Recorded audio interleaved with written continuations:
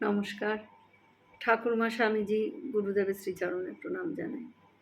নবযুগের দিশারি শ্রী শ্রী মা শারদা, সেখান থেকেই খানিকটা অংশ পড়ে শোনাচ্ছি।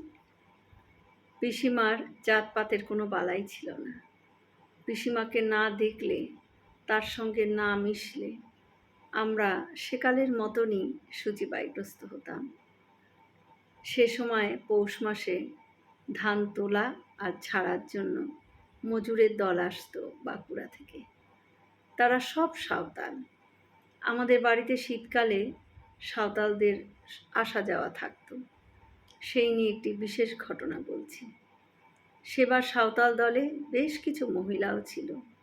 মঙ্গলা, গঙ্গা, পুলা এগুলো ছিল তাদের নাম। ওই কামিন দলের মঙ্গলা ছিল গর্ভবতী।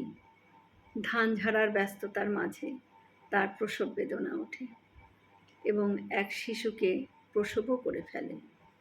পিসিমা তখন জয়রামবাটিতে।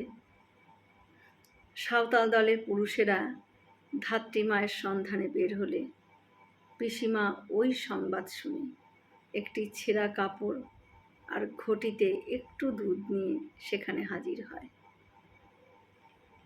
ধাত্রীমা এসে বাচ্চাটিকে মায়ের দেহ থেকে আলাদা করলে পিসিমার দেওয়া কাপড়েই বাচ্চাটি শুয়েছিল এবং পিসিমার আনা দুধই মুখে দিয়ে মঙ্গলা সুস্থ হয়েছিল।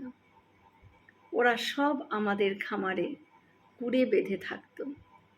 পিসিমা রোজ বাচ্চাটাকে দেখতে আসতেন এবং দুধ নিয়ে আসতেন এবং প্রয়োজনে যা যা লাগতো সবই নিয়ে আসতেন। দিন পাঁচেক যাবার পর ওদের জয়পুরের বাড়ির দিকে ওরা রওনা হলো। বাড়ি ফেরার সময় মঙ্গলা তার শিশুপুত্রকে সঙ্গে নিয়ে পিসিমার সঙ্গে দেখা করতে গেল। পিসিমা ছেলেটির মাথায় হাত দিয়ে আশীর্বাদ করেছিলেন এবং মঙ্গলাকে একটি টাকাও দিয়েছিলেন। এমনকি বাচ্চাটা যাতে শীতে কষ্ট না পায় তার জন্য নিজের গায়ের চাদর পর্যন্ত খুলে দিয়ে দিয়েছিলেন। জয় মা শারদা।